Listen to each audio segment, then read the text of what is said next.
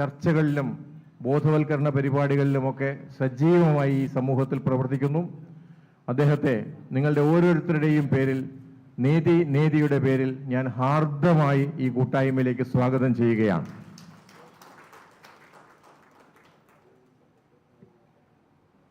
ഇന്ന് മുഖ്യ പ്രഭാഷണം നടത്തുന്നത് മേജർ ജനറൽ വിനയചന്ദ്രൻ സാറാണ്. പരിചയപ്പെടുത്തലുകൾ ആവശ്യമില്ല, വളരെ പരിചിതമായ പേര് തന്നെയാണ്. നമ്മളൊക്കെ ഈ സിന്ദൂർ എന്ന ഓപ്പറേഷൻ കഴിഞ്ഞ് അല്പം സന്തോഷത്തോടെ ഇരിക്കുമ്പോൾ രണ്ട് പ്രധാന മേഖലകൾ, ഒന്ന് നയതന്ത്രത്തിൻ്റെയും മറ്റൊന്ന് നമ്മളുടെ ഡിഫൻസ് കേപ്പബിലിറ്റീസ്, അത് എത്രത്തോളം ഷോക്കേസ് ചെയ്യപ്പെട്ടിട്ടുണ്ട്, അല്ലെങ്കിൽ ഈ ഓപ്പറേഷൻ സിന്ദൂറിലൂടെ നാം ആ രംഗത്ത് നേടിയ വിജയം എന്താണ്, അല്ലെങ്കിൽ നമ്മളുടെ പൊസിഷനിങ്, നമ്മുടെ ഡിഫൻസ് കേപ്പബിലിറ്റീസിൽ മറ്റ് രാജ്യങ്ങളുടെ ഇടയിൽ ഇന്ത്യയുടെ പൊസിഷനിങ് എത്രത്തോളം മെച്ചപ്പെടുത്താൻ നമുക്ക് കഴിഞ്ഞിട്ടുണ്ട് എന്നുള്ളതിനെ കുറിച്ചൊക്കെ വളരെ ആധികാരികമായി സംസാരിക്കാൻ കഴിയുന്ന ആളാണ് ശ്രീ വിനയേന്ദ്രൻ സാറ്. ശ്രീ വിനയേന്ദ്രൻ സാറിനെയും നിങ്ങളുടെ ഓരോരുത്തരുടെയും പേരിൽ നേതിയുടെ പേരിൽ ഞാൻ ഹാർദമായി ഈ കൂട്ടായ്മയിലേക്ക് സ്വാഗതം ചെയ്യുകയാണ്.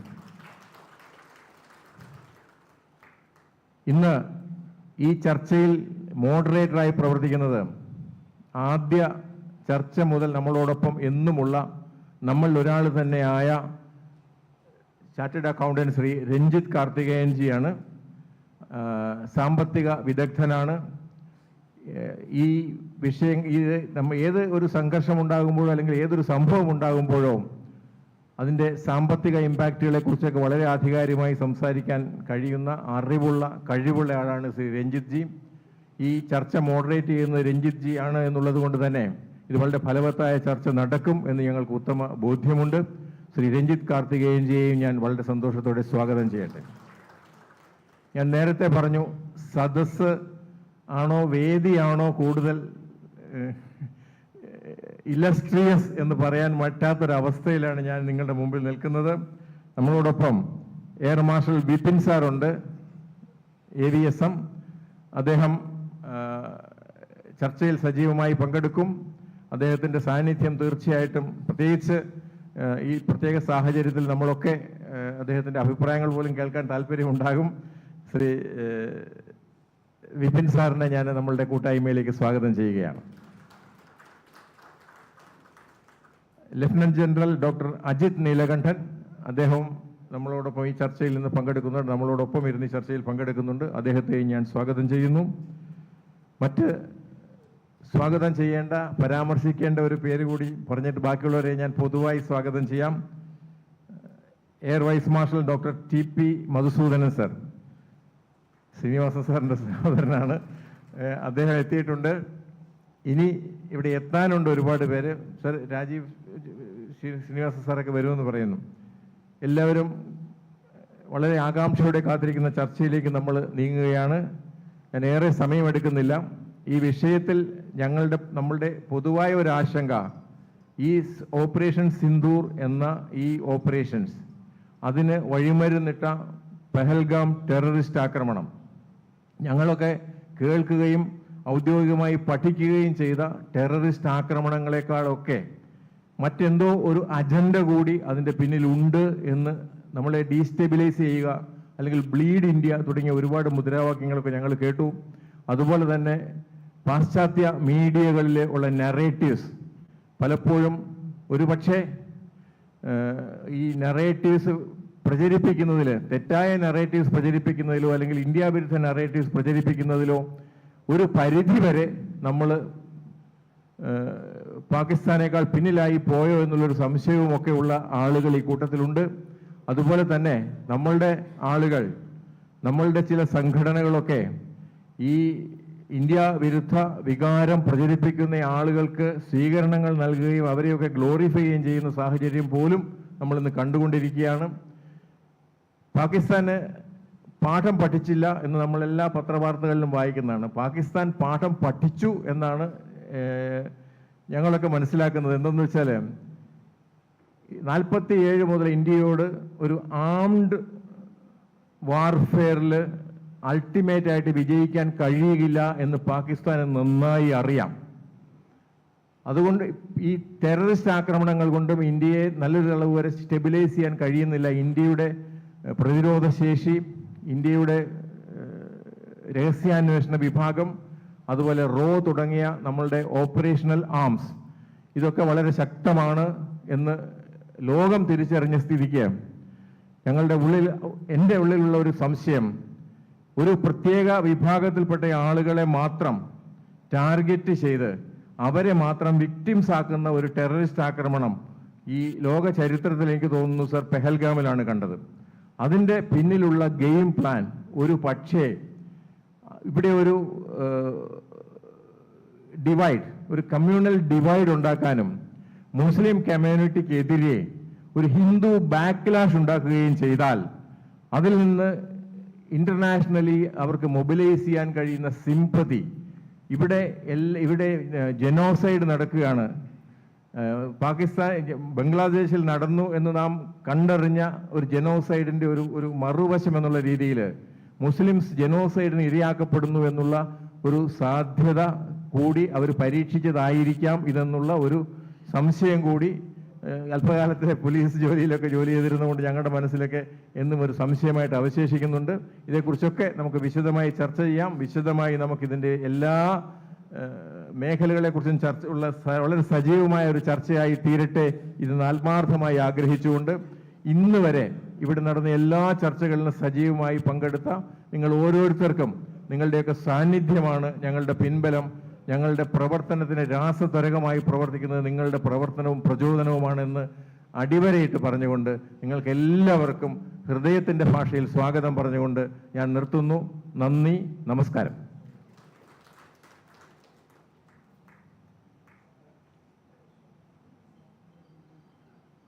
So I request Sri Ranjit Karthikeyan ji, moderator, for this very active session to kindly take over.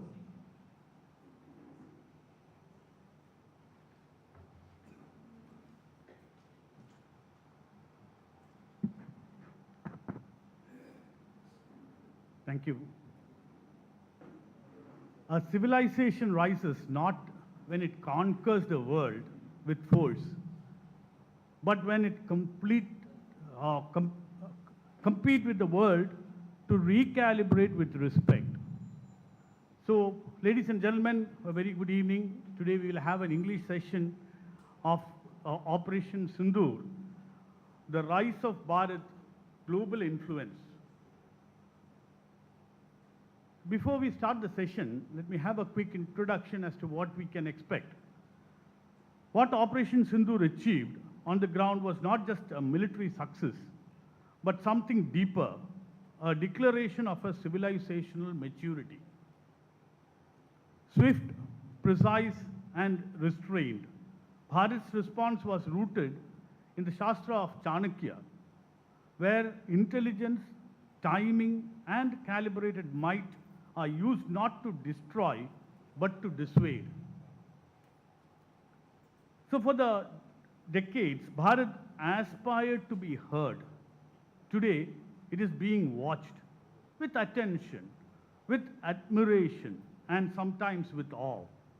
Operation Sindoor showcased the cutting-edge capabilities of our indigenous research and development, the operational maturity of our armed forces, and the ethical restraint that reflects our civilizational DNA. No indiscriminate escalation was found, no global lectures, just a silent confidence, precise deterrence, and as the enemy recoiled, the world nodded in respect. Let us be clear that this was not just a military win. It was a civilizational assertion of Bharat's right to defend, to lead, and to prosper.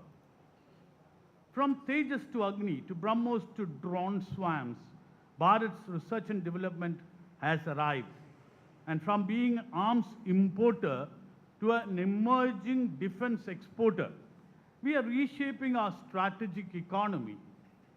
And while we speak the language of war, Bharat speaks the language of a strategic restraint and a calibrated resolve. This is a world in the strategic flux. Europe recalibrates, the Middle East redefines, and Asia asserts. In this landscape, Bharat has risen as a stabilizing force, a diplomatic balancer, and yes, an economic magnet. When Operation Sindoor didn't just silence the adversaries, it opened the corridors. New defense partnerships, investor confidence, and strategic trade routes like Chabhar and IMEC. And Bharat today is not just securing borders, it is shaping logistics, energy, and economic geometry from Eurasia to Indo-Pacific. So to those who still see Bharat as reactive, we say observe. To those who wondered about Bharat's capabilities, we say study. And to those who doubted Bharat's leadership, we say engage. Because Operation Sindoor marks not just a moment of military triumph, but a moment when the world turned and said, this is a nation that leads with clarity, strikes with precision, and rises with dharma.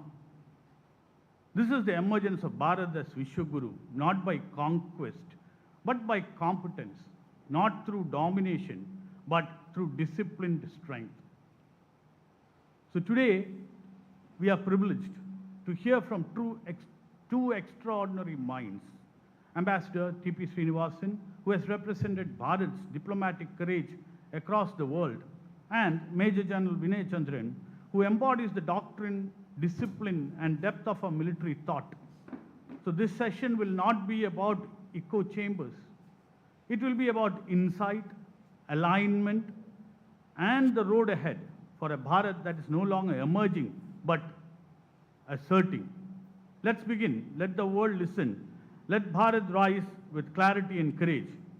And we also have in the audience Air Marshal IP Vipin, recipient of the Ati Vishishta Seva Medal, Lieutenant General Dr. Ajit Neelakantan, Air Vice Marshal Dr. T.P. Madhusudan, and Major General S. Radhakrishnan, whose presence is acknowledged, and probably the audience can have interaction with them also. So let me first request Major General Vinay Chandran to kindly deliver his keynote address and enlighten us about the defense capabilities that India has and what we showcase in the Operation Sindoor. Jai Hind.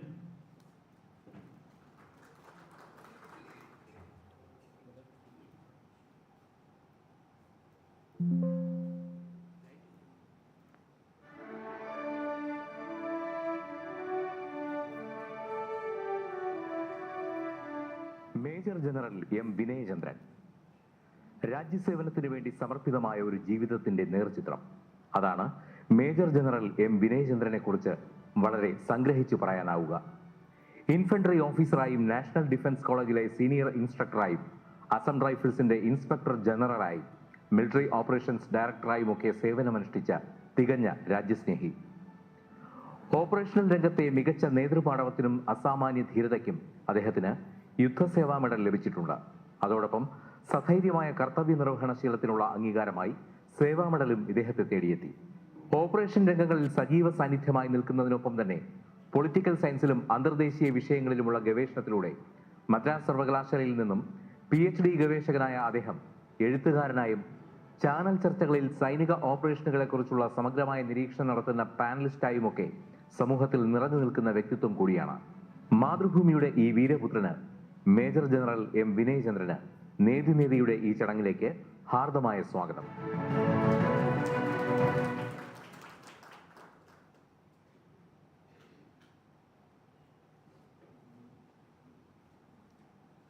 ഇവിടെ ഉപസ്ഥിതരായിരിക്കുന്ന എല്ലാവർക്കും നമസ്കാരം. At the outset, let me thank the organizers for giving me an opportunity to come and talk about something which I have been a part of for almost 40 years. When I was initially asked to talk on this subject, I thought that Op Sindoor is the most widely analyzed and discussed subject, not only in India, but almost the whole world. Everyone is talking about that. There have been a lot of discussions, analysis. Every TV room became an operational room. We saw more operational rooms across TV channels than the actual DGMO's operations room, which gave some kind of details about the operation. So I thought I'll talk to you from the positions I have been in dealing this. I'm an infantry officer basically who spent a lot of time in Kashmir as well as the military operations directorate. So I'll talk as if I start from Pahalgam and then I'll take you through the whole event as I have seen. It may not be adequate, but I am also sure that everyone in this room is very knowledgeable about what has happened. Everyone has a strong opinion about what happened and what should have happened. So let me start now. When ceasefire was declared, the first thought came into everyone's mind was, have we won the war? Or have we lost? Who has won? Whether it is India, Pakistan or Trump, who won the war? Winning a war is something imaginary actually. In the olden days, when two kings used to fight, one of them used to win, he used to cut the head of the other king, the king who lost, take his wealth, take all his wives, and he start ruling that area also. So there was a clear-cut victory. We know who won and who lost. But as time passed, it became quite nebulous, the concept of winning a war. If you see last 100 or 200 years, that is recent times, there have been very few wars where there was a clear-cut victory. Like if you take Second World War. After fighting for 5-6 years, losing a lot of lives, Germany and Japan were clearly defeated. America dropped a couple of atom bombs in Japan also. Japan and Germany surrendered their arms. They signed on a instrument of surrender, on a document, which was publicized to the whole world. Likewise, you come to 1971, when we liberated Bangladesh. That was a second time after Second World War when a whole army of 90,000 put their arms down and surrendered to another army and armed forces. Sorry, in between it is all Army, Navy and Air Force. And the instrument of surrender was signed in the public view. At every place, all 90 of them put their arms down, and the commanders at all levels signed a form that we have surrendered for this. Otherwise, if you see, when America went to Iraq or Afghanistan, they were there for many years and they left. A lot of lives again lost, money, resources spent, but there was no victory there. America can't say that they won or the other side lost. It is all nebulous. So when we come to this operational Sindoor, when you decide on winning or losing is actually depend on what you want to do. If there are two sides fighting, both sides will decide on this is what I am fighting for. If they achieve it, then it can be considered as winning. But in our case, let us go through what has happened. In April, you know about the Pahalgam incident. It was just 4 terrorists who started all this. Such a mighty country, 1.4 billion people, Indians, and 4 terrorists came and did something which was intolerable to us. So how did they happen to reach there and do this, where it was a peaceful area, and there were thousands of terrorists coming there every day for a few months before this and for every year in the previous many years. Terrorism started building up in Kashmir in the late 80s actually. At the end of Ziaul Haq's time it started, but it was in the late 80s that they came in large numbers. Terrorists used to come with arms and stay in villages, recruit people, train them, and the number of security forces deployed there was very little. Only in few places they were deployed, so the whole area could not be controlled. But as 90s passed, by about 2005, India took control of Kashmir. The security situation came under control, and till about 2010, 11, there were sporadic terrorist incidents everywhere. So how do these terrorists come inside? And who are these terrorists? They are Pakistanis and Indians, Kashmiris recruited from India. And these people are recruited, taken to Pakistan, they're trained.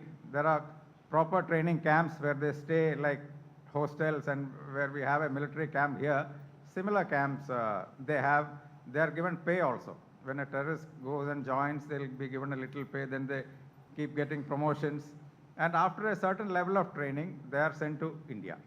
Initially, they used to cross the border between the LC, between India and Pakistan, come and stay in villages, do whatever they want. Then slowly in the early 2000s, we woke up actually after the Kargil war. After the Kargil war was the first time when a defense review committee was formed, and it was decided that for us to be a strong military, we need to do certain things. And from there we started all those things which we are seeing now, fructifying, all started from that review committee. So one of the things they did initially was putting a fence all along the LC. It is a multi-layered fencing where there are poles and electric wires, and it is electrified. In between there are minefields laid, and then there are army dogs patrolling everyone. It's a very strong wall of, you can say not a wall, but a fencing. But the problem is the LC between Pakistan and India is so long, and it runs through a lot of big mountains, rivers, valleys, so you can't fence everywhere. And you don't have adequate number of men to put and cover every inch of the ground. So there are gaps in between. So what Pakistan does is, based on these gaps, they'll have an assembly area on their side. So the trained people from the training camps, which I said, those are the training camps, the 9 we destroyed. We'll come to that subsequently. They come to these assembly areas, they have their people here who will tell them, these are the gaps through which you can come. They have guides. So they get them across in small groups, 5, 6, 10 sometimes. And the guides are people who have traveled up and down many times. Then they come, there is a receiving area, let's say about 10 kilometers inside India. It will be based on a local village. They stay there, and they stay there for a long time. Then they are distributed to various villages. So we can reasonably assume that almost every village in Kashmir will have trained terrorists staying. But they stay like normal people. Whenever something is to be done, they are called, they are taken to another place away from where they are staying. They carry out their activity and they disperse. So Army's deployment is meant to cover this. Initially, till about 2010, it was just Army and the Rashtriya Rifles who were deployed to cover these gaps, catch them. And till about 2010, we used to kill a lot of militants, arrest a lot of them, put them in jail, try them in court, likewise. So in 2010, it stopped, it became very peaceful. So from the defense grid, the counter-terrorist grid, Army and Assam Rifles were kept only at the LC, towards the border. And the interior areas were handed over to initially the BSF and CRPF. And then when things improved, the state police started looking after the law and order security in the area. Initially, like I said, before 2010, if you had gone to Kashmir, every junction, every road, you will find a lot of armed forces people with their rifle walking up and down. There will be checkposts. Everyone will be checked. If you go to the airport, there will be at least 10 checkpoints through which you have to go through. But as situation improved, we thought now the people also need peace. Like the people staying in Srinagar or Pahalgam, the villagers there are just like us. If you imagine in Trivandrum, At every junction, there's a police standing with a rifle, not police, the army standing and going. We don't have that kind of freedom. We are not happy to live in. It is the same with Kashmiris. They also wanted peace. So they were happy when the police took over and there were peace. And even the police started being in the police stations and normal patrolling. It is not that everywhere you find policemen. So the situation improved so much that Pahalgam tourism improved. Not only in Pahalgam, all over Kashmir, a lot of tourists started coming in. That was a situation like what was there in April. On April 22nd, what happened? 4 terrorists who would have come to India many years ago. It is not that they came on the previous day, they would have come many years. It may not be through the fencing, they can come through anywhere. They can take a visa, come for medical treatment somewhere and then go to Kashmir and stay there. I am sure it is very easy to get identification documents made locally at every level. So these people stay in the villages as villagers. If army or police is going to check, you can't make out who is it. He is a normal villager, he's got documents. Unless the person with whom he is staying points out to the security forces that he has come after training. So these 4 people came, they carried out that incident which should not have taken place, and they moved out little bit, dropped their weapons, they'll cut off their beard and hair, change the dress, and they become a normal, they can even become a normal tourist. It is not easy to catch them, but not impossible. And our task is to not only catch those 4 people. Those 4 people are actually the smallest cog in the wheel. We have to find who actually trained them, who guided them, who brought them here, and who passed the orders. Probably out of those 4, some may have been captured, some may have been killed, but that we should only divulge when we catch the last man. Like Hafiz Said, we identified. So this is how the terrorists came there, the incident happened. So what happens when such an incident takes place? The first reaction is at the Prime Minister and the National Security Committee, that is the Cabinet Committee on Security level. They decide, how do we counter this? This has happened, we need to do something to stop this. So the military part of that counteraction which India takes, that is Op Sindoor. Op Sindoor is purely the military part of the counter action. The rest, there are a lot of things which you are doing at the government level, like you keep reading about the Indus Water Treaty and other things, the trade so this Sindoor, another thing to note is, this was a counter task to that incident at Pahalgam on April 22nd. It is not a war between Pakistan and India, which is ongoing till we get the whole of India back. That is a lot of things we are doing for that. So the Op Sindoor was declared that we will counter this. Then people thought that for 2 weeks after the incident, nobody is doing anything. All TV channels started saying that there is inaction. We are wasting good time. Then one fine morning, we all heard that the 9 terrorist camps were hit, and we counted more than 100 terrorists killed, and we all know the people whom we wanted, some of them, all those people we have killed. And the aim given for Op Sindoor was hitting the terrorist camp and destroying the terrorist infrastructure. So when we did that, Pakistan retaliated by attacking our border villages, military posts, and some inside areas also. They targeted our military and the civilians. So we again retaliated. We all know, I'll not go to the details of, but at the end we struck all their airfields, and the part of the air attack which finally gave us the sense of victory, I'll request my friend Air Marshal Vipin to cover at the end as a question if somebody wants to ask. I'll not cover that. Then we declared ceasefire.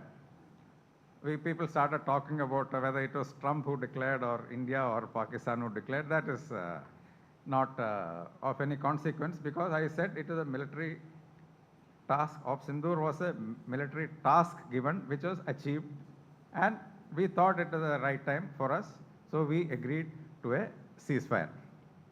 So what happens in future? Ceasefire means, does it mean that the war is over? On ground, we are prepared. You would have seen, yesterday you would have read in news what Ukraine has done to Russia. They sent a lot of drones in a truck into Russia. That truck was parked somewhere inside near an airport. Then very cheap drones, it's not very costly also. They operated, they went and destroyed 1/3 of the bomber fleet of the Russian Air Force. What I mean is there are some things which we'll never know. Russians would have never known that such a thing can happen. Unless if you send a big missile from here to there, then it can be caught on the radar. So Pakistan will be on the lookout to do another Pahalgam sort of thing. It can be anywhere. So it is our responsibility as citizens to be aware of what can happen, be careful and inform the concerned people about what should be done in case you notice something like that. Now let's see, have we learned any lessons from this? The CDS spoke during the Shangri-La conference that initially we suffered some setback, but we learned from that and we retaliated and gained a lot at the end. It is same everywhere. There are a lot of new weapon systems which we have bought, which we have only used during our training period. This was an opportunity for us to try all those things. Like we got Rafale, a lot of missiles, even BrahMos. This was a live situation when we could use it and find out in case there are any shortcomings, correct that, and next time we are much better prepared for that, to use the same things in a better way.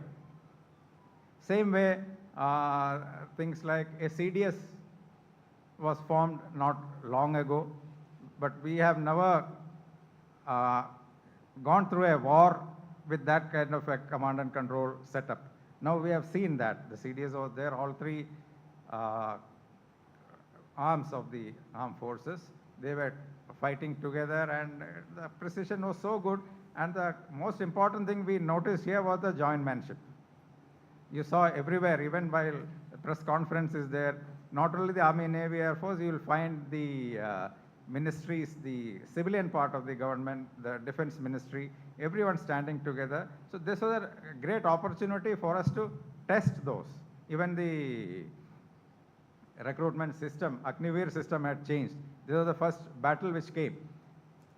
Even though the Army did not go in, the armed forces have been doing things on ground, and the commanding officers were in a position to see whether these Agnivirs are good, bad, what are the strength, weaknesses, and they can correct.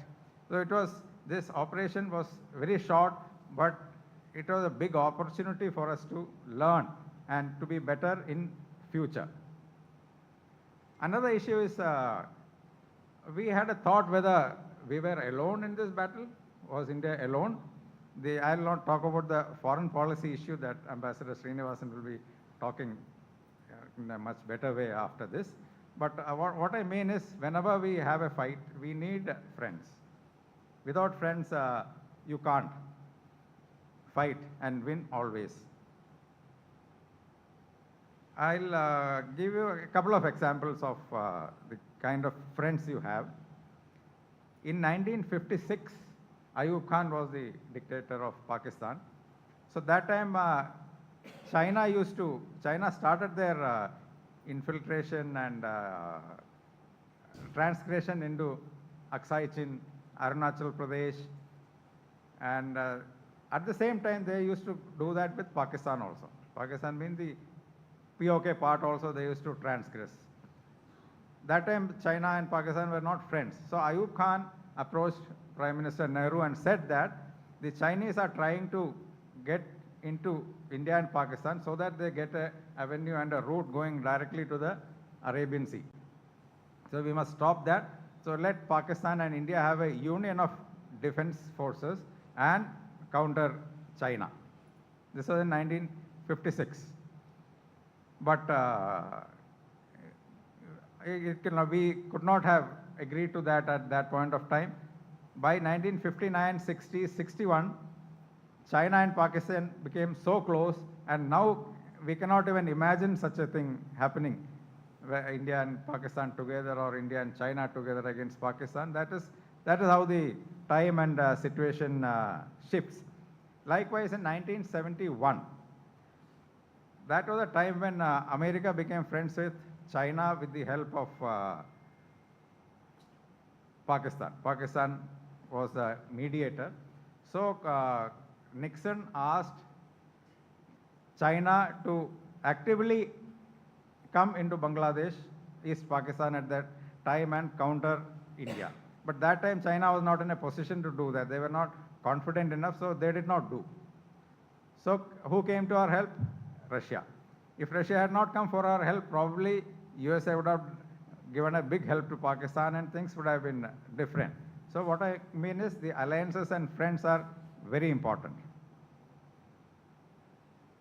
Next is self-sufficiency. We know that we use a lot of weapons. We are also on the way to become self-sufficient. Atmanirbhar Bharat we are going to achieve. But that is a very difficult thing to achieve, total self-sufficiency. Even large and rich countries like, let's say, USA and China, if you put a scale of 100 in self-sufficiency, they may be around 80% self-sufficient, America and China. So in our case, we are much behind. We need the help of other people to have the important things to be self-sufficient. You can imagine our largest trading partner is China. Even when we have our largest difference and tussle is with China, but still the trading part, because there are a lot of things from China which we cannot do without. So we have to be actually smart to get those things, get the weapons, even the drones. We had those drones from our friends, we could use it. Otherwise, for us to make the same drones or same weapons is very difficult. I am an infantry officer, so I can tell you from 1947 till now, we have not been able to make a handheld rifle for our infantry soldier. It is, I've been there for 40 years in the training. The rifles we have used are all either imported or whatever we have made, we used to keep in the store, and we used to, in the Kashmir, we used to use the AK-47s captured from the terrorists. Those days, luckily, we used to capture or kill 50, 60 terrorists like that. Okay, so we used to get so many rifles, we use it, and when we leave and go to the next station, we hand over to the next unit. Even now, we are importing that because we don't have the metallurgy for that. Rifle is a simple thing. It's only a barrel, and you put a round and you ignite, so the gunpowder explodes and the bullet goes. But the thing is, when you fire 100 rounds, that barrel will become so hot that it will bend, unless the metallurgy is good. So, but we don't have that kind of thing. So we are still, what I mean is, self-sufficiency is very important. So the government, what they started now, even though it is late, but there have, but drusta. It has started. Let us hope that we come to that stage so that whenever, if Pakistan or China or anyone comes against us, we are better prepared next time. And the last point I want to say is, we spend too much energy to discuss whether we are better than Pakistan or not. Actually, the levels are too different.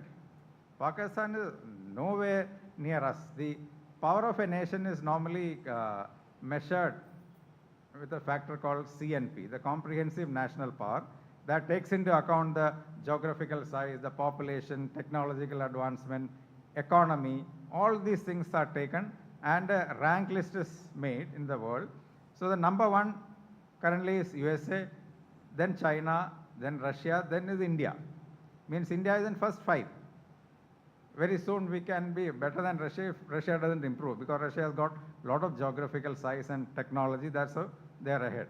Pakistan is nowhere in the anywhere in the list to see. If you open a page, in the first page, you will not see Pakistan. They're not strong enough. So when an incident like this happens of Sindoor, ceasefire, we should not spend too much time on even thinking, have we won or not? It's of no consequence. We should see that what have we done? Have we done it correctly? Can we do it better?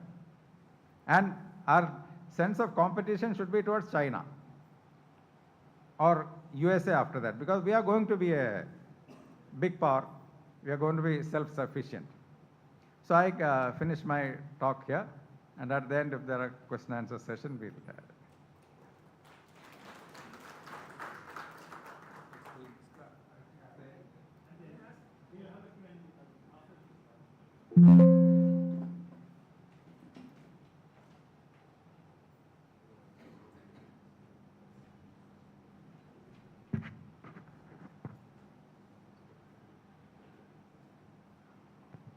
Thank you, Major General. And in the times of the global transformation, nations are defined not just by their military strength, but by the wisdom with which they engage the world. And when Bharat speaks, with their wisdom, the world listens. And at the time when Bharat's foreign policy is being recalibrated post-Op Sindoor, with a blend of assertiveness, alignment, and Atmanirbharata, there is no better voice to help us decode this global shift. Ambassador T.P. Srinivasan brings a rare blend of intellectual depth and diplomatic dexterity to every conversation. So I'd like to invite Ambassador T.P. Srinivasan to speak on the Bharat's foreign policy recalibration and the global alignment in an era of strategic flux.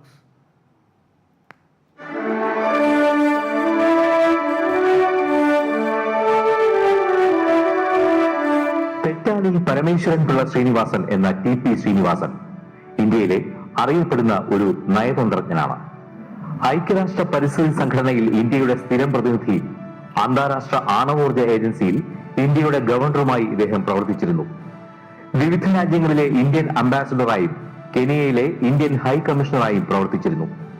ഉന്നത വിദ്യാഭ്യാസവുമായി ബന്ധപ്പെട്ട കേരള സർക്കാരിന് ഉപദേശം നൽകുന്ന കേരള ഉന്നത വിദ്യാഭ്യാസ council എന്ന സമിതിയുടെ ഉപാധ്യക്ഷൻ, എക്സിക്യൂട്ടീവ് തലവൻ എന്നീ നിലകളിൽ പ്രവർത്തിക്കുന്ന അദ്ദേഹം കോളമിസ്റ്റ്, ഫ്രീലാൻസ് എഴുത്തുകാരൻ എന്നീ നിലകളിലും ശ്രദ്ധേയനാണ്. ടി പി ശ്രീനിവാസന് നേതിനേതിയുടെ ഈ ബൗദ്ധിക സംവാദ വേദിയിലേക്ക് ഹാർദമായ സ്വാഗതം.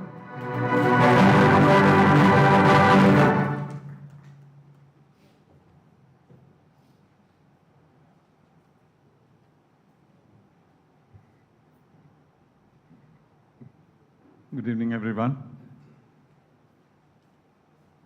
We have already covered the military aspects of the conflict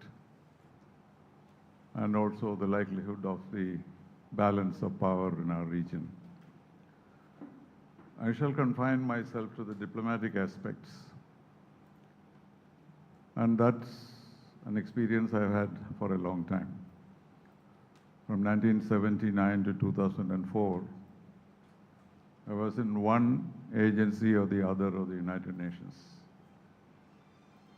And one word which we spoke most in this long period is Jammu and Kashmir. In fact, one can say that our interaction with the world was dominated by this idea. Because when we went to the United Nations, the case of Jammu and Kashmir, people felt that it was unnecessary. In fact, it is characterized as one of Nehru's follies. The choice that he had was to fight a war, perhaps it would have lasted for a few days, and taken back the Pakistan-occupied Kashmir. That option he had. And his military advisors did tell him that it was possible to do that in a few days.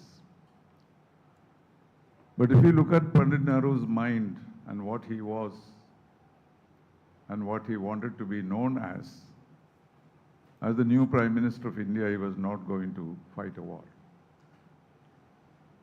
And the idealist that he was had also great faith in the United Nations. And the United Nations had just been formed. We are a founder member of the United Nations. And when this question arose, naturally he felt that it is our responsibility and duty to take this to the United Nations. Well, that is done, therefore we don't need to argue as to whether it was right or not. But this particular issue, when it was taken to the UN, India had the feeling that we are right, because Jammu and Kashmir had already become part of India, and we had to defend it when there was aggression. But at the same time, we wanted to leave it to the United Nations to find a solution. But then we discovered that the United Nations is not a judicial body. It is not even a body which deals with military matters. It is a political body. And we found that everyone in the United Nations, particularly the permanent members, tried to see what they could get out of this conflict. So it was not to resolve the conflict or to side with India or Pakistan. This was the first battle in the international arena as to how the permanent members might or would like to manipulate events in the world for their own satisfaction. And that is what we have seen all these years. Without going into the details of whatever has happened in the UN, we know that we have evolved our position since we took it to the United Nations. And with the similar agreement, we agreed that this would be bilaterally resolved and not at the UN. But Pakistan made this as part of their foreign policy, and to make this issue as internationalized as possible so that India would be seen in a particular way. And so we have a large number of resolutions, references, conventions over the last many years. And so a body of literature has been formed around the world. And if people do not seem to take positions on this issue, which you might see when these occur, a number of points have got frozen in history. So what was Pakistan's objective at this moment? It was merely to internationalize the issue. I do not think that they had expected that some change could take place. But this has happened every time there are important events in the world. After the early stages, Pakistan made a very active bid to raise this as an international issue soon after the Cold War. Because after the Cold War, the world was going to be realigned. And India, as you know, was depending on Soviet Union's veto to make sure that we do not see any decisions of Security Council which would be against us. So with the Soviet Union having diminished, they thought this was an opportunity for them to bring the Kashmir issue to the United Nations. And they did a very determined effort to do so. And we had to fight it in every committee of the United Nations. And we succeeded in going back to the concept that this should be resolved peacefully between the two countries. And now, since the global order is changing again, in fact, the old global order has disappeared and the new one is not born, you may notice that every country in the world is taking positions in order to qualify themselves to be an important part of the new global order, which we do not know what it will be. That is the reason why alliances are breaking. People are taking positions but not always joining any of the group. And so the new world order, when it emerges, who would be in what place is the debate that's going on internationally. We have our own idea of our position. And every country, of course, the major battle is between US and China and Russia as to who would take the leadership of the new world order. And Pakistan thought this was the opportunity to bring this issue once again into the United Nations arena. So my view is that this terrorist attack was staged basically to make it internationalized once again, to bring this issue to the United Nations Security Council and have this battle to see who will support India and who will support Pakistan. That is the game they have been playing. So we have to see it in that context. And if that was their objective, I must say they have succeeded. They have succeeded in bringing this issue to the fore. And so a new debate, they were expecting that a new debate will take place in the Security Council. To that extent, they have succeeded. Now we are all talking about Jammu and Kashmir, which we are not doing in the past. So to that extent, they have succeeded in their mission.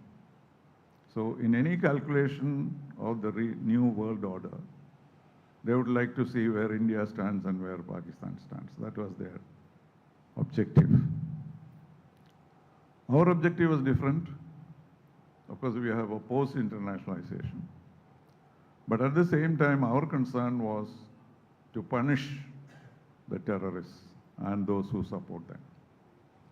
And since that was our objective, we have attained our objective also. So in a sense, we can say both Pakistan and India have been successful in our respective missions. So, but how did we react? Did we completely oppose internationalization? Or did we fall into the trap that Pakistan laid for us by going out of our way to go send missions abroad in order to explain the positions to various countries? In my view, that I think was what shall we say, a different approach than we have done before. We deal with the military situation. There is a situation that the world will see where we stand. Everyone will know where this started off. And therefore, was there any reason for us to go out and explain to many countries? I think it was more because of internal political reasons. So that apart, when you did that, now we have many reports of how our delegations were received by other countries. But you will notice that no country has explicitly supported either Pakistan or India.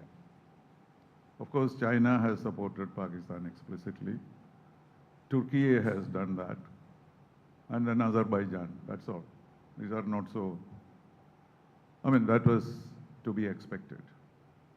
In the case of India, you have not heard anyone saying, we support India. Even after these conversations that we had in different parts of the world, they listen to you, they very patiently listen to you and understand. But nobody has come up with saying that, yes, we support India. And this is not because we are not popular in the world, not because we are not powerful in the world, not because we are not required by other countries. But this whole situation is frozen in time. Like, for example, 2 or 3 points that our delegations were asked to explain to other countries. We have the briefing. The first thing that we wanted to tell the world was that Kashmir is an integral part of India.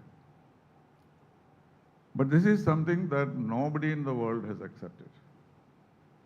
The only country which supported the position that Jammu and Kashmir is part of India was the Soviet Union under Khrushchev. And that was the basis of the better relationship that we established with the Soviet Union, because Khrushchev went to Kashmir and declared that this is part of India. But why are the others not doing that? Because over these years, we have created literature, we have created maps, which all indicate that there is a problem which has to be resolved between the two countries. And if you look at the map of Jammu and Kashmir published by the United Nations, there is an inscription about the border which has been delineated there, that the final situation, or the border situation, has not been agreed upon between the two countries. So the fact that India is an integral part of, Kashmir is an integral part of India, is a matter on which the world will be reluctant to take a position. Because the map itself, which has been supported by us, says that this is to be determined. So how can we say that's an integral part of India? So we are very convinced about it. But this cardinal mistake which was made at that time as a kind of compromise that this will be settled in the future, and to say that this border is not final, is before every country in the world. So when you go and tell them that this is an integral part of India, they would not oppose it. They would not say it is not so. But they would continue to insist that this is something which has to be settled between India and Pakistan. So this argument of integral part of India is something very special to us. And because of this particular situation, everybody looks at the situation when the border would be settled. The second point that we are making to the world is that we are fighting terrorism. There is no problem of any country in the world saying that we object to terrorism. And that is what our delegation has reported. They all said they are opposed to terrorism. But what we have to remember is that in the history of the United Nations, till today, terrorism has not been defined. This has been tried very many times. I myself have sat through several discussions how to establish what terrorism is. And it's not possible to define it because in the United Nations history, one man's terrorist is another man's freedom fighter. They point out to us that didn't you support national movements in Africa, in Namibia, in South Africa? Did you not support freedom fighters in Sri Lanka? Are they terrorists or not? So in this long history of the United Nations, there has never been an agreement as to what terrorism is because of this conflict. And so when we say we attack terrorists or we want to destroy them, they would not entirely support that idea. They will say, yes, terrorism has to be fought, all kinds of terrorism is not acceptable. But in their mind, the question arises as to whether what is happening in Kashmir is freedom fighters or terrorists because of the lack of definition. So here again, this is the danger of internationalization. Our argument that we are fighting terrorists is taken with a pinch of salt by the international community. So what we see is there have been occasions when terrorism became very significant in part of history in the negotiations. And 9/11 was the obvious time when everybody was keen that something should be done about terrorism. More than 20 years ago, we had presented a convention comprehensive convention on terrorism to the General Assembly. And it is still there. It has been debated many times, but it was not approved. But when 9/11 happened, there was a great demand for terrorists to be dealt with. And since because of the lack of definition, a comprehensive decision on terrorism could not be taken either in the General Assembly or the Security Council. And so we started dealing with hijacking. There is a separate convention on hijacking, separate convention on trade, etc., etc. But still, there is no unanimous view on how terrorism should be dealt with. So whether a particular country has the right to fight terrorism to the finish and say that an act of terrorism will be considered as a war, as we have now put forward to the world, is also clouded in all these various documents we have. So we cannot expect the international community to accept our arguments. They may be sympathetic to you, but at the same time, this is the reason why nobody takes a very open position on this. So where is the answer? Because every time there is a terrorist attack, we attack back, and we now have the new scheme or decision that we will not hesitate to go beyond the line of control. During the Kargil war, we were all complimented by the rest of the world for not crossing the line of control. I was in Washington those days, and we went to various groups of people, senators, congressmen, and others. And that they kept complimenting us that we had not crossed the line of control, and we accepted it as a compliment. And that is why President Clinton got Nawaz Sharif to Washington and asked him to stop the Kargil war. He actually told him that this was an ultimatum.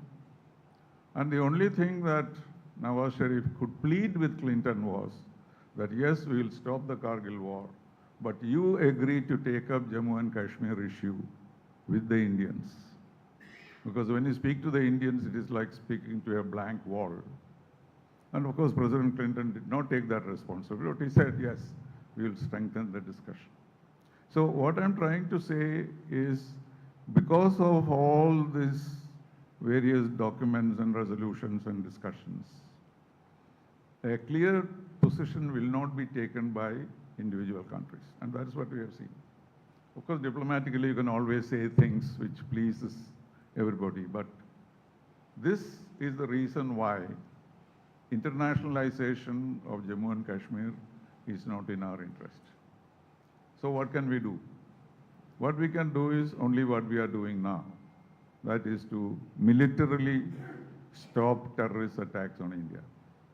And not to expect an international reaction which is favorable to us.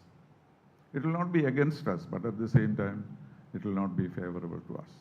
And to this, a new dimension has been added when India and Pakistan became nuclear weapon states. Of course, we are not nuclear weapon states legally, but it is acknowledged that both of us have nuclear warheads. So there is a near thesis that when there are nuclear weapons in any country, no conventional war can be fought. And probably that is the reason why we haven't had as many wars as could have happened during this period. Because after 1998, since Pakistan and India became nuclear weapon states, the whole world started considering Jammu and Kashmir to be a hotspot.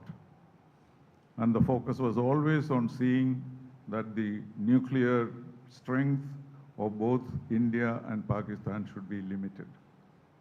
Pakistan, of course, got all their nuclear technology from China. They even spread it to other countries, while our nuclear technology is entirely indigenous. And more than that, India has what is called the non-first use doctrine. We have declared that even though we have the capacity to use nuclear weapons, we shall not use it unless we are attacked. Because it is a theoretical matter whether we will be alive to attack after somebody has used nuclear weapons on you. But still the doctrine is that we will not attack. The non-first use is a doctrine that we have accepted, which China has also accepted also. But Pakistan specifically says that they have the right to attack with nuclear weapons because their military is not entirely capable of dealing with the Indian threat. So for them, nuclear weapons are weapons of use if necessary. And in our case, of course, there is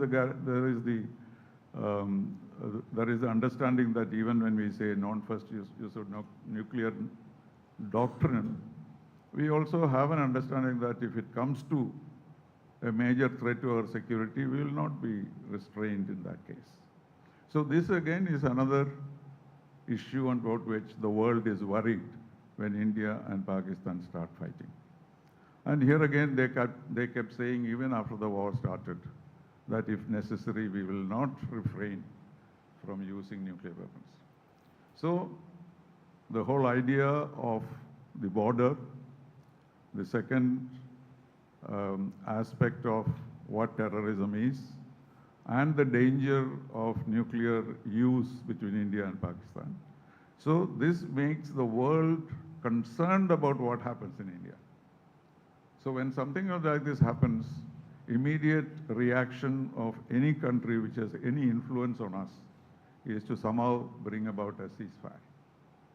Because we do not know who brought the ceasefire. As far as India is concerned, it is the Pakistani DGMO who requested for a ceasefire.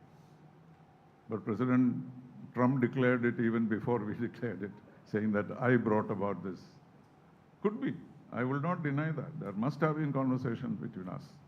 But we may not have negotiated it with the Americans, but it is only natural for big powers to stop anything happening between India and Pakistan because of the larger danger of a nuclear attack.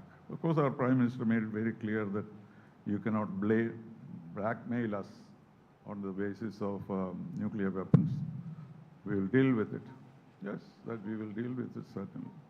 So, when we talk of the diplomatic impact of what has happened, we should be aware that it is not a straightforward favoring India or Pakistan as far as the rest of the world is concerned. Our representatives went to Colombia, very friendly country for us. But what Colombia had done was they had sent a sympathetic message to Pakistan, simply saying that we are sorry to hear this happened and the loss of lives in Pakistan. And we considered this was an unfriendly statement and very quickly said we are going to withdraw that statement. That was not difficult for Colombia. But would Colombia say, we sympathize with you because you have this threat from terrorism?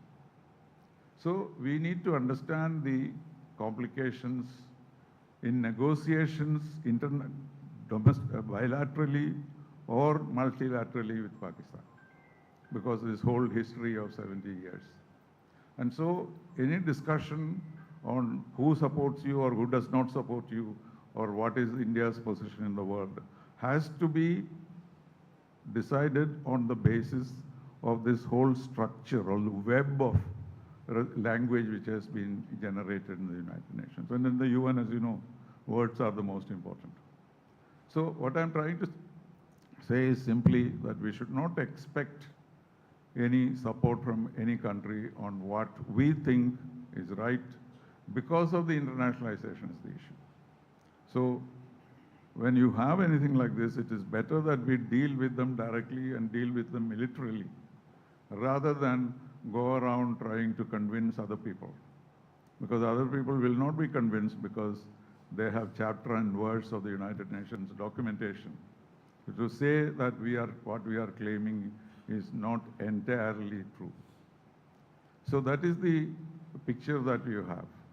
So what is the answer? The answer is simply that you have to deal with terrorism militarily.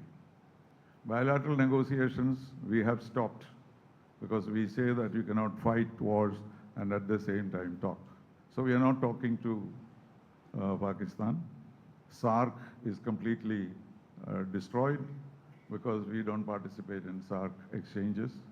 So the bilateral chapter is not open because we ourselves do not want bilateral talks at this stage. And they are saying that they will withdraw from the Simla agreement. There is nothing to withdraw Simla agreement because Pakistanis had always said that Simla agreement did not exist. Once they assassinated Bhutto, then there was no Simla agreement because he was the one who initialed it, not that he signed it. So this is going to be a long problem for us. We have to certainly try diplomatically to meet these issues whether this border question can be resolved in some form, whether the question of terrorism can be more defined, or whether the nuclear balance is obtained. But in the meantime, the only way to deal with it is to have Operation Sindoor kind of action in order to reduce the risk for India's existence, and at the same time continue not to internationalize the issue by raising this with too many countries. And because it is difficult to break that barrier of all these, definitions and discussions that has taken into the United Nations. So this is just one aspect, this is not the full story. But I thought I would mention these three things from my own experience, because we have been talking about this for years together. And when we fight within the committees between India and Pakistan, nobody takes the floor and says anything to support or criticize us. That is another interesting thing you'll notice. In the General Assembly we go on, I was the main Pakistan basher for 3 years in New York. We used to fight each other for a long time. They'll patiently hear. But not a single delegation will get up and say, Pakistan is right or India is right. So this is the sad international situation. We should be aware of it when we talk of getting support from country A or country B. Thank you very much. I can answer questions later.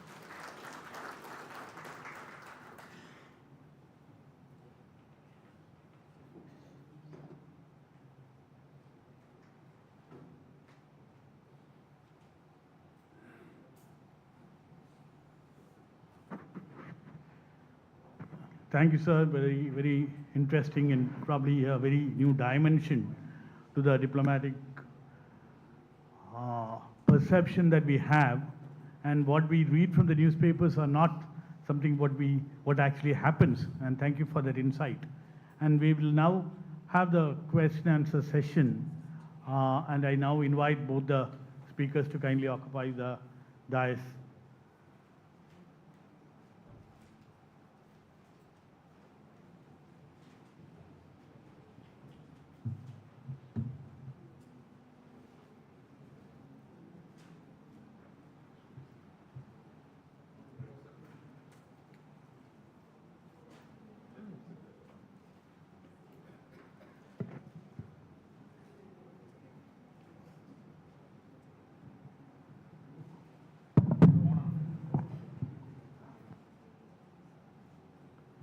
Thank you, Ambassador Srinivasan, and thank you, General Vinay Chandran, for those powerful and insightful addresses.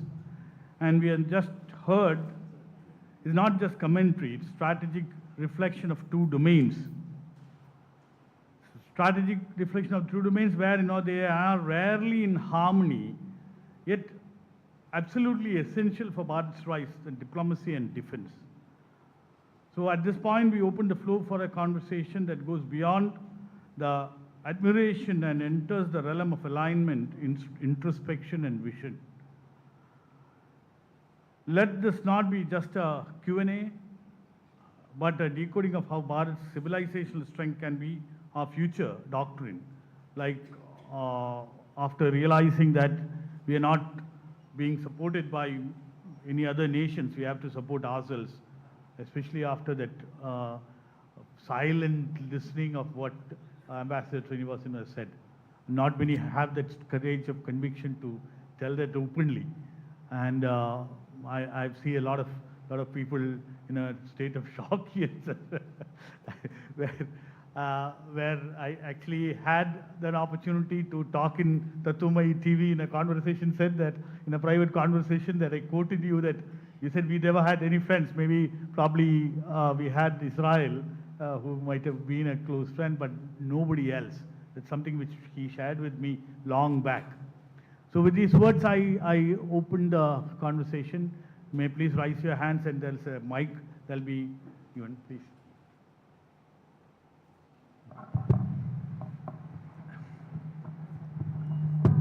Sir, I have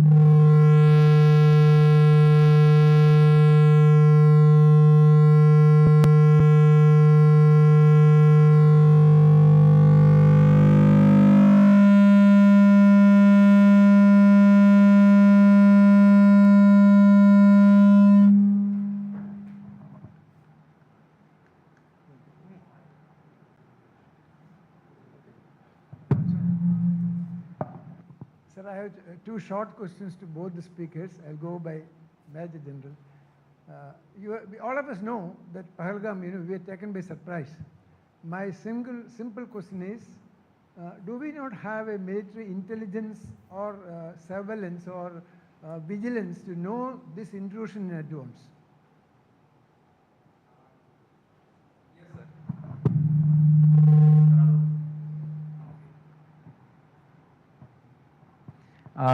Like I said, sir, earlier times there used to be a lot of terrorists inside. So that time, a lot of army was covering most of the area. I differentiate between the army operations and the police because army goes in deep. When an army unit is deployed, like I was there in a place, I was covering about 10-12 villages in my battalion area.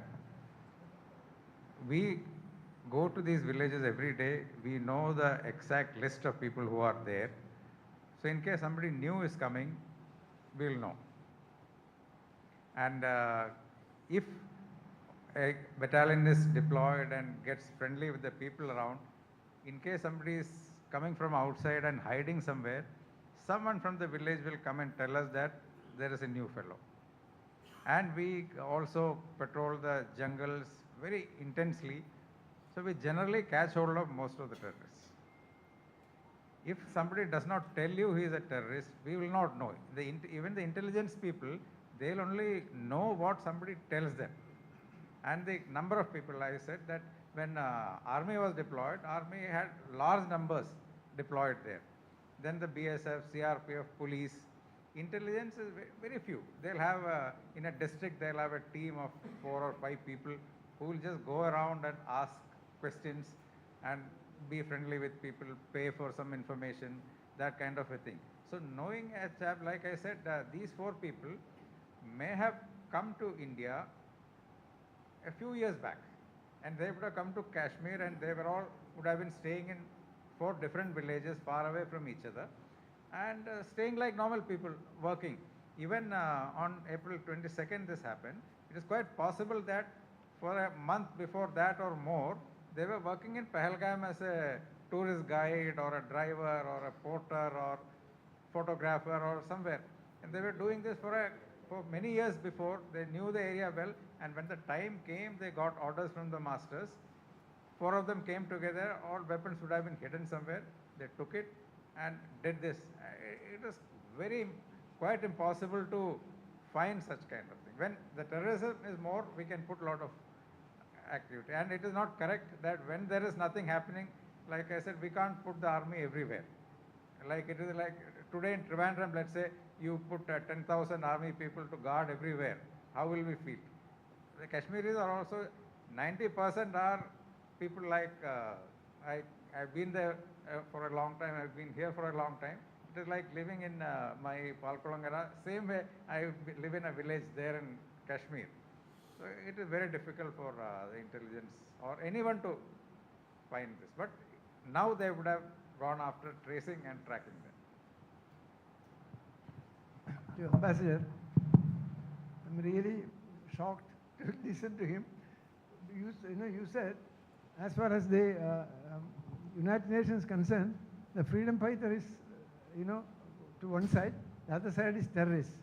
Is it applicable only to India or applicable to the entire world, their approach? Of course, the entire world. See, terrorism, according to the West, was only in South Asia and the Middle East. They never were aware of the danger of terrorism to them before 9/11. 9/11 changed the whole scheme of things. And for a few days, there was a feeling that this convention will be adopted, there will be a definition, etc. But you know what happened? 30 years of war against terror, and then Taliban was put back and the Americans fled. So 30 years of fight against terrorism, even after 9/11, was not successful. So it applies to everybody. We are sometimes, when we were supplying arms to freedom fighters in South Africa and Namibia, we did not think it was wrong. We also supported the tigers in Sri Lanka. But from Sri Lanka's perspective, or Namibia's perspective, or South Africa's, they are terrorists.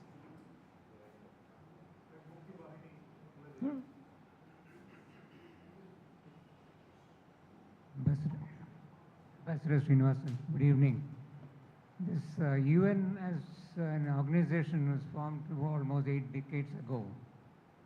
Shouldn't there be some reforms taking place there? A country like India should be on the top table. No, this is the effort being made by Pakistan to change the rules, as it were. So what they want to say is that these are freedom fighters and they should have the support. They should have the ability to support them. That is their right, they say. The foreign minister said it recently. 30 years we have been working on these people. They never say that we don't support them. So that story, whether it can be rewritten, is what Pakistan tries to do every time they have a terrorist attack, to take the issue actively to the international stage. But then I believe there are some designated terrorists that is designated by UN. Yes, I didn't go into all those details. There is a counter-terrorism committee of the Security Council, which are the members of Security Council, and as a member of the Security Council, we chaired that committee for 2 years. But that is a very kind of mechanical assessment of various groups. For example, we can go to the Security Council and say that Lashkar-e-Taiba is a terrorist organization. Then they will study, they'll talk to the Pakistanis, etc., and they will try to bring in some kind of a restraint. You know, there is a gray area and white area and black area for terrorism. So Pakistan is now in the gray area. We would like them to be in the black area, but they would like to be. So these are all games that diplomats play to keep us going. Otherwise, what will you do at the UN? But it has no real substance. But there is some substance in the sense that when the Security Council designates some of the Lashkar-e-Taiba, etc., are designated by the Security Council as terrorists, then we get certain advantages. They are not given bank loans and they are not given support openly by the other countries. Some impact is there. But fundamentally, we have to accept a dictum that a terrorist is someone who tries to get by force what they cannot get in the normal way. This should be the definition. But this definition will not go in the United Nations, but because all of us have our own terrorists in our pockets. But can't India be taken up to a higher level than what they are today? What is the higher level than Security Council? It's not the higher level. But we are not there in that. No, we are not there now, but we were there till 2 years ago. Now Pakistan is a member, temporary member. I'm talking about the permanent membership. Well, permanent members have their own interests. Can't that be changed? Because Well, that's what we are doing. We keep talking to them all the time. Thank you, The sir. Americans fought terrorism for 30 years. What did they do?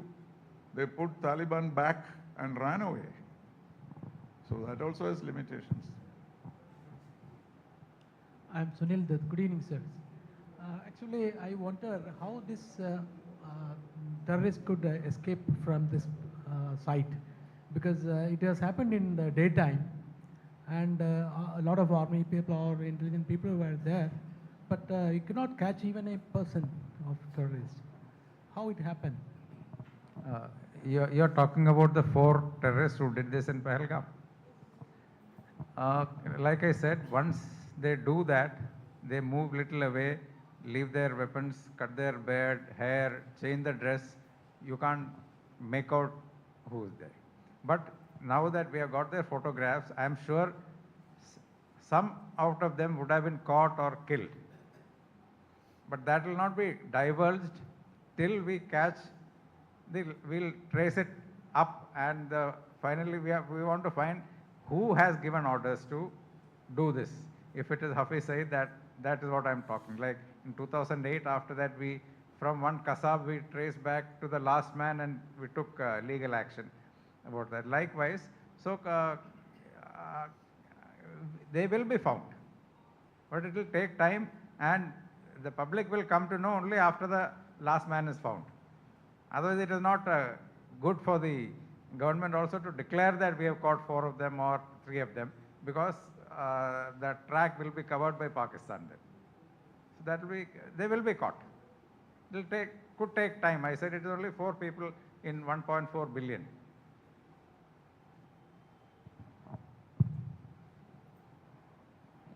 Sir, I'm Rajesh Pillai. So my question is regarding the nuclear aspect of this conflict, which nobody is discussing actually. Actually, according to reports, Pakistan launched Shaheen and Fateh missiles towards Amritsar and Delhi. They are nuclear capable, but nuclear warheads were not there. Supposedly India destroyed their nuclear capabilities in Chagai Hills and Kirana Hills. So actually what happened was this nuclear aspect that forced this untimely ceasefire, because I don't think that ceasefire was very quick and unexpected, and I think many people never expected this at that point of time. I think I'll give both of them an opportunity to answer that, because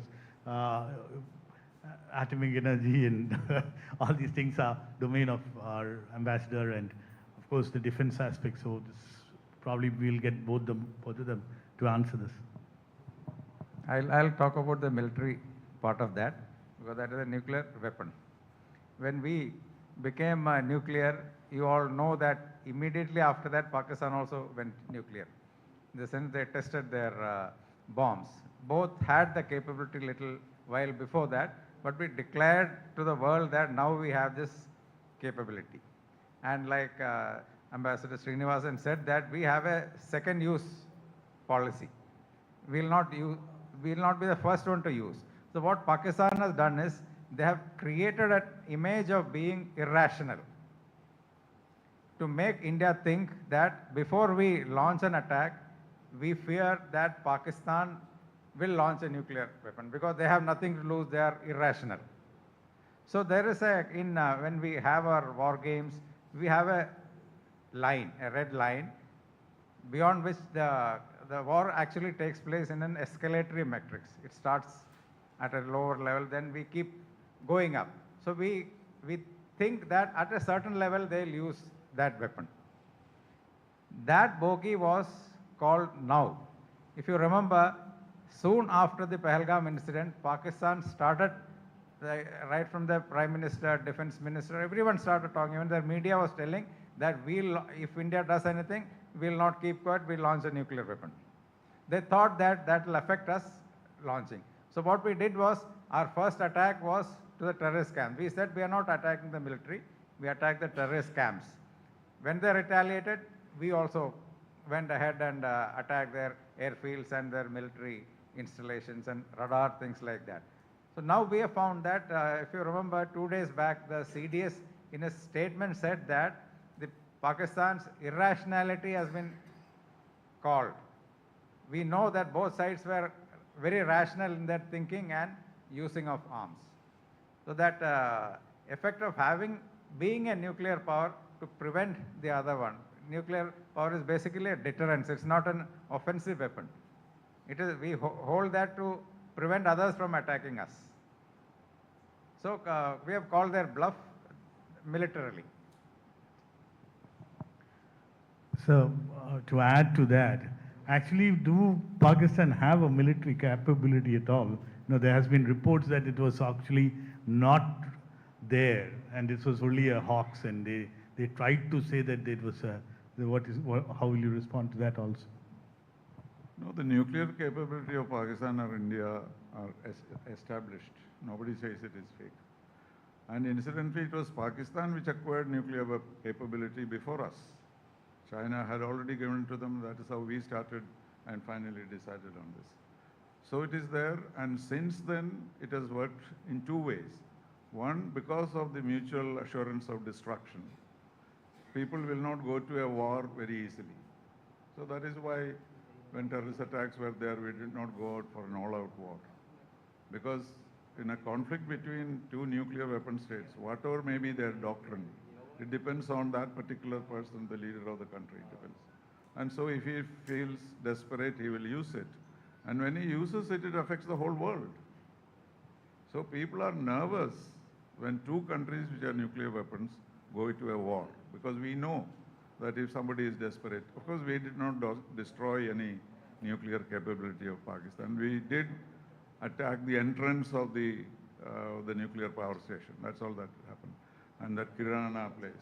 But that itself was very shocking for the entire community, that this could happen. And that is a fear which comes out of the existence of this destructive capability and the experience of Hiroshima and Nagasaki. So nobody is certain that someone will not use it. And that was a factor in the ceasefire. I'm very convinced about that.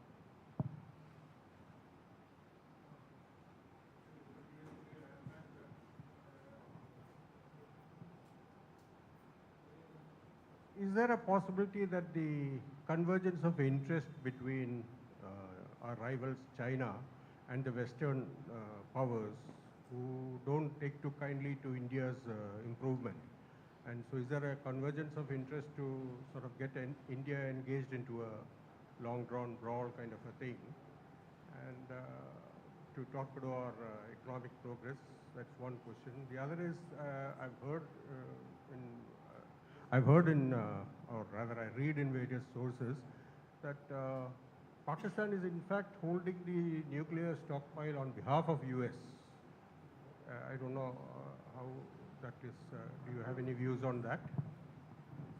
No, the suggestion that the Americans made, this was when I was in Washington, was to, immediately after the test, we were invited to the Pentagon for the first time. Indian diplomats had no access to the Pentagon because we had no defense cooperation. And they put us through a whole range of possibilities of nuclear weapons being used. And the suggestion was very clear, though we did not catch it, that we can take care of your nuclear facilities for you. And that offer seems to have been accepted by Pakistan. So on the one hand, the Chinese technology has gone into Pakistan. It's the Chinese technology, which they have also shared it with North Korea. You can't hear? Okay.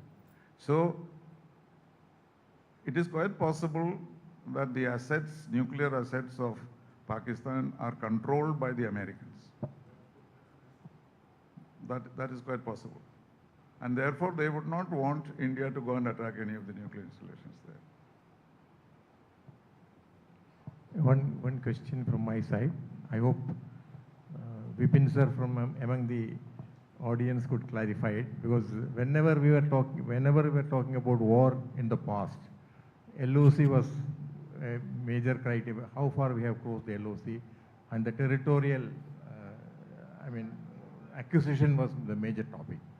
Now in this war, what we have understood so far, to our knowledge, through the narratives which has come, is that our air defense and our air force has done a wonderful job in identifying the targets and hitting the targets exactly without crossing the line of control.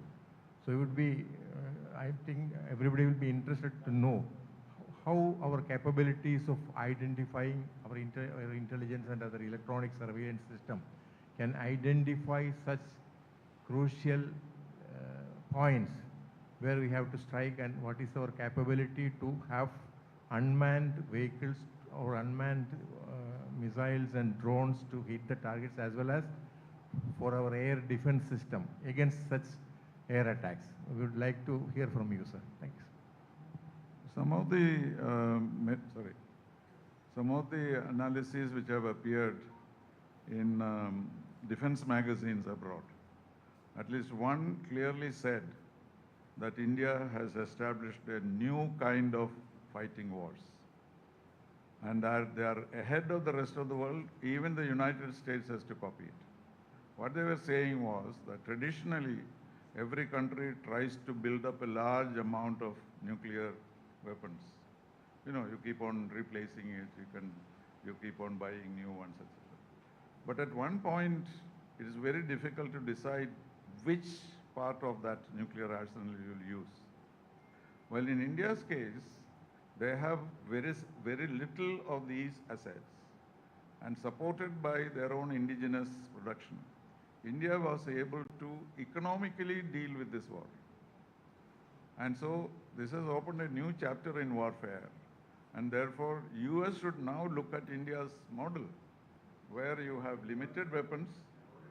Exactly. So that's what I'm saying. So we are supposed to have, I don't know whether this is true or not, supposed to have started a new culture of war, which would be, you know, adopted by the Americans and others. I suppose our NAVIC system has been the crucial thing in the whole world. What is it? The NAVIC GPS. Indian GPS, which has been instrumental in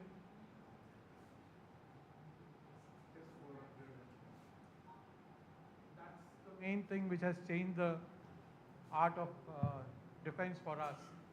The new instruments and the classic way of finding out. No, the fact that we used indigenous weapons is a very important fact. Exactly, but then the NAVIC system, which is much more better than the GPS, they say, and that has been instrumental in the whole war.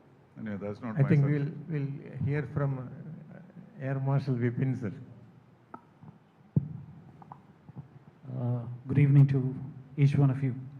With due respect to the chair and the speakers. The question, as I understand, was how did Air Force target those selected targets precisely, and what is the capability, and what does it forebode for future, if I understood you right. All right. Now, targeting, and also the initial part of the question was that earlier it used to be territorial as far as warfare was concerned, where you capture land, move forward, occupy some portion of the land. Who was captured as prisoners of war, they are subsequently bartered in the conflict termination phases, and under whatever instruments of surrender as has been brought out by the general. Now, territorial aspirations are no more seen as conflict termination measures. I don't say that it is out completely. Now, if you take Ukraine, Crimea, all those things, there are territorial aspects involved in it. I'm not denying it completely, but there are many other areas where you can assert your will on the enemy outside the territorial domain. And that's what we saw during this conflict or engagement. I refuse to use the word war as yet, because it was not completely war, although warlike situation, yes. Now, how do we target precise points? There are sophisticated intelligence aspects that have come out, and intelligence is something that is very, very important during peacetime, which we are actively involved in. There are all kinds of imageries that are possible. There is what is called EO method, that is electro-optical, infrared, satellite, and many other means of collecting pictures of our target areas. There are target lists that are made out at all levels, and people know what their targets are, whoever is deployed in various areas. So there is a clear understanding of what the target is. The target list is updated with information. Earlier on there used to be institutional data that used to depend on. That means there is published data that this is what it is. Earlier we used to fly on maps that were of 52 vintage, and things have changed after that. Now, if you take a satellite picture of Siachen Glacier, say, 1970 and 1990 and 2000, you will see how the glacier has diminished, because of climate change and things like that, global warming and so on and so forth. So we keep collecting this data and updating on the target information periodically. This is corroborated with the ground intelligence that you get, like what the general mentioned. There are sources, there are human elements, there are other reporting that happens. So with all this, intelligence is collected and the data is updated. Thereafter, once you have decided that you need to go, then the whole thing is corroborated with other sources as well. As on date, is it obtaining or is it not? Of the many targets that were available as far as the terrorist camps, infrastructure and so on were concerned, only 9 were targeted. There were more than 24 plus. There are many other camps that were there, but they were specifically targeted because there was this intelligence to suggest that people have moved out, fearing Indian onslaught. So there is this upgradation that's take place, and thereafter you use, you decide as to what portion of the target. Today, technology permits you to attack a precise portion of a target complex. Suppose I have a huge target area, do I want to destroy the whole thing, or is it enough for me to kind of concentrate on a building or two which are more critical? Because India, if you remember, we had stated that we explicitly wanted to avoid any kind of collateral damage. No damage to military targets, no damage to civilian targets, no damage to economic targets. And therefore, we had to be, if the message had to be driven home, we had to be very particular about what we chose and where to attack. This updation, intelligence, everything helped us to kind of finally decide on what needs to be taken out. And I don't know if that answers your question or not. Thereafter, there are better guidance systems available today. We talked about intelligence system, now I talk of the attack part of it. Now the missiles have got good guidance system into which you can match the target information with the missile. The missile, once it sees the target, then it compares the two, thereafter it locks on and thereafter heads for that particular target. So the accuracy of the information that is collected over a period of time is what kind of determines as to how accurately it goes. And we also match target versus the weapon. What kind of weapon is required and how much of weight is required to be brought on that target to achieve the desired result. You don't want to use a sledgehammer where something small is good enough. And therefore, the kind of weapon, whether you want to burst it on top, whether you want to penetrate and burst, or whether you want to burst it on impact, and what would give you the best result is also analyzed. So there are a lot of these things go into planning, and thereafter the mission is launched, and that's how it works. I hope I've answered your question. Thank you. Thank you, sir. One more thing to add to what the Air Marshal said. We have the exact location of most of the terrorist training camps. It is like over a period of time, we have large number of terrorists who have surrendered to us, whom we have captured. So they tell us about where they were trained. So we take a satellite map, not like now we can even see our houses in the Google map on a phone. Likewise, we had for a long time our own satellites giving us a detailed picture of that area. So when a terrorist comes, a surrendered guy, we make him sit and we show him the photo of the whole area. Then he'll tell us where is the kitchen, where does the junior terrorist stay, where is the leadership staying. He'll identify those buildings. So we have that data. Only problem is at what point of time those people are staying there. That has to be confirmed. That is done by the intelligence, and from the satellite we can see the vehicle movement and things like that. And once Air Force gets the pinpoint location of that, then it is very easy for them to destroy that. But we know exactly where the camps are. Can we have them one last question? We'll like to wind up at about 6:30. Penultimate, one more hand there.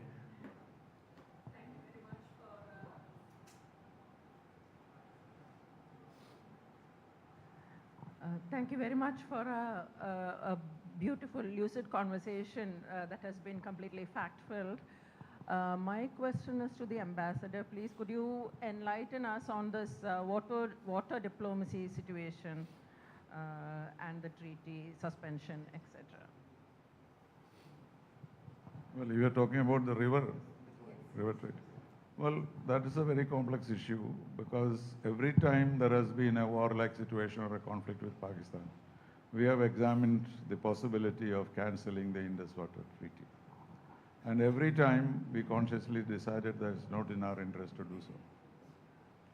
Not only because it is an internationally acknowledged treaty, the World Bank is involved in it.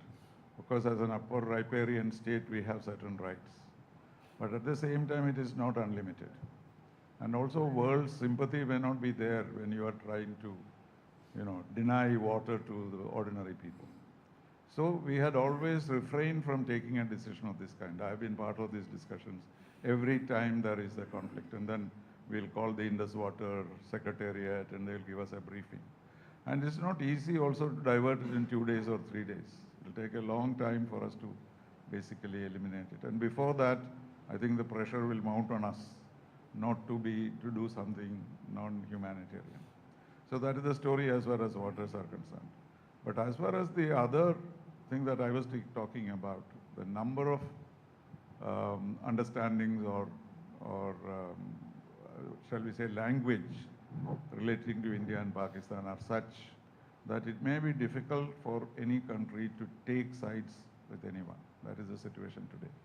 And that has been further complicated by the nuclear situation. So my theory is that neither multilateral nor bilateral talks are going to resolve this problem.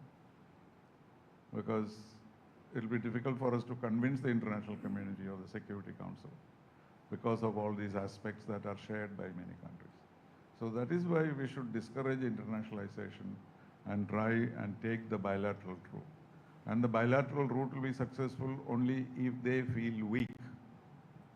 But at the moment, Pakistan does not feel weak because they have Chinese support and, in a sense, American support also. So we are caught in this. Neither bilateral nor multilateral negotiations are going to succeed in the near future. So would you say that, the Indus Water Treaty or withdrawal from the treaty by India was not the right thing to do? Is that what you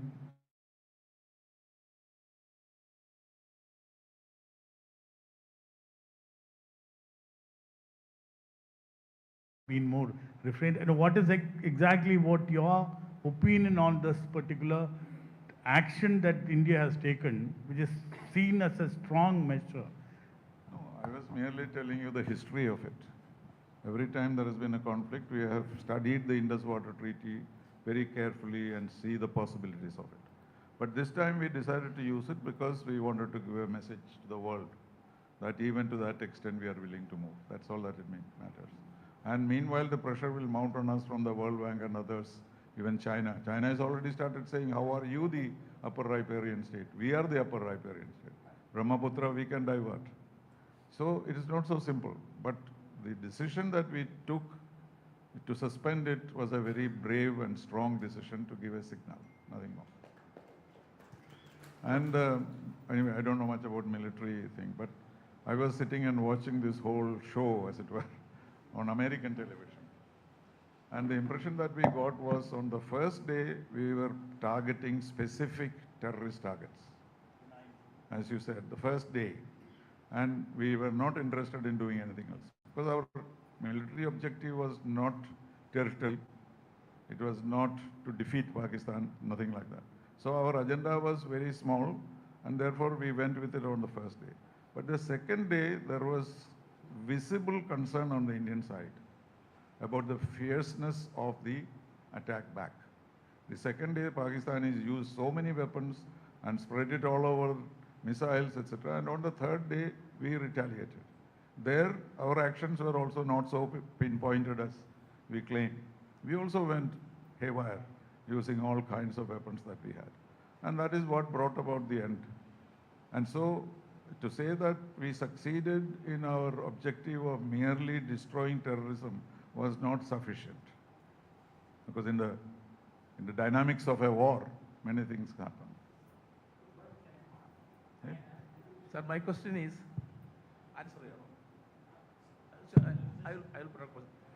my question is to Srinivasan sir. See, you mentioned that the all-party delegation sent by Prime Minister of India to the whole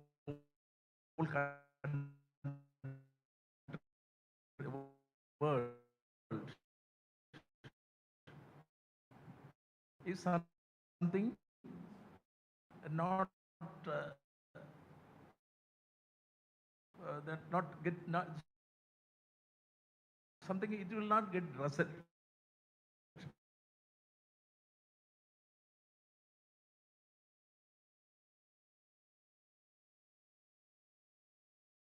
By the government of India is wrong. That's my question. No, I didn't say it is wrong. No, you mentioned that. So No, no. that's it. I said it was not necessary because what are our ambassadors supposed to do? Do you think that these special envoys can say anything which ambassadors don't say? Or we respect diplomatic. Sending somebody to Panama or countries like that, and yes, I don't think it's necessary. Just to, because we are walk civilization. What I would add, part.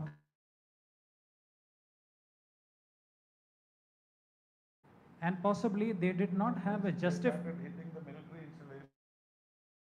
absolutely. So they did not have a justified